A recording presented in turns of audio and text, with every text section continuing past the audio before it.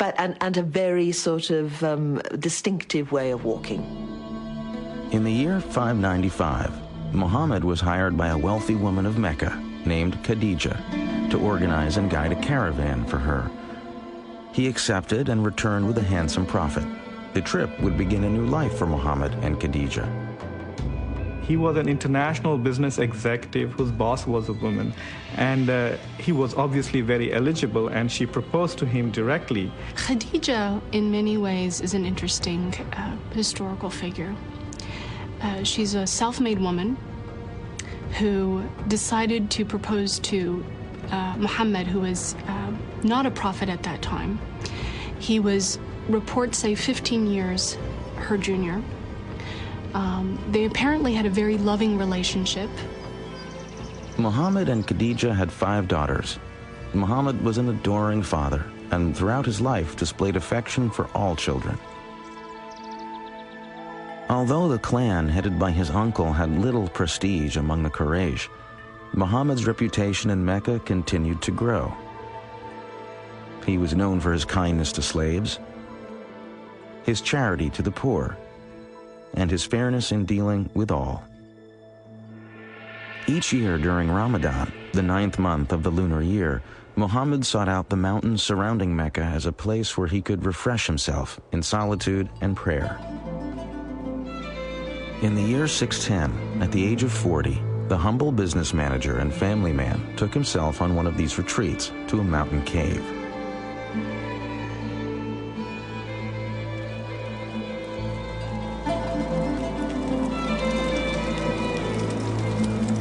Day and night, Muhammad remained in the cave to fast and pray. One night, as flames danced on the darkened cave walls, Muhammad's life changed forever.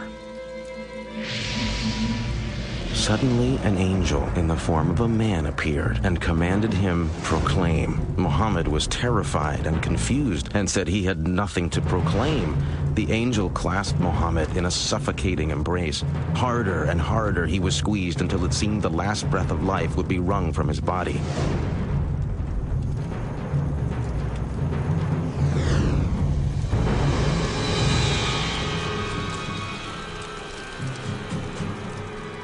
Proclaim in the name of thy Lord who created man from a clot of blood. Proclaim, and thy Lord is most bountiful. Muhammad was terrified and ran from the cave. He was sure something awful was happening to him, but as he scrambled over the mountainside, the angel returned and spoke again. O Muhammad, thou art the messenger of God, and I am Gabriel. He was terrified. I think any of us would be if we suddenly started receiving voices and seeing visions of angels. The traditions about the life of the Prophet present him as coming back from this experience profoundly shaken. Petrified with fear from a mystical experience he did not comprehend, Muhammad rushed to Khadijah.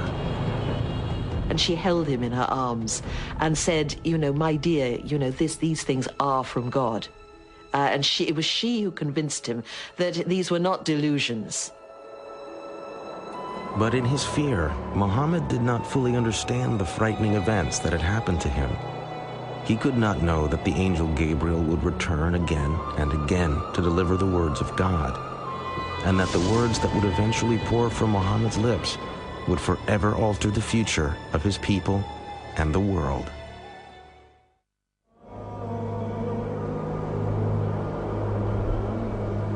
In the year 610, a 40-year-old Arab businessman with a wife and a family had been suddenly visited by an angel and commanded to become God's messenger. Slowly, Muhammad ibn Abdullah began to accept that God wished him to speak to his people, as Moses and Christ had carried God's word in another time. Several revelations followed the first, but Muhammad was confused and struggled to understand precisely what message God wanted him to carry. Then, suddenly, the revelations stopped. Muhammad waited in darkness. He thought perhaps God had abandoned him. Perhaps he hadn't been worthy. He did not know whether that was the end of the communication with God, and what was he supposed to do based on that limited communication. What had he done to offend heaven and the angel who had spoken to him? How could he be a messenger if he had no message? But as he sunk to the depths of despair, the silence was broken by another revelation. By the morning brightness and by the stillness of the night, thy Lord hath not forsaken thee, nor is he displeased with thee. What is to follow is better than what has preceded, and soon thou wilt be granted that which will please thee. It was now clear to Muhammad that he had not misunderstood the first revelations. He had indeed been called to tell the world there must be no other gods but the one God, Allah. As more revelations came, the words were etched into Muhammad's memory. As he recited them, they were written down and became the Quran, God's holy book.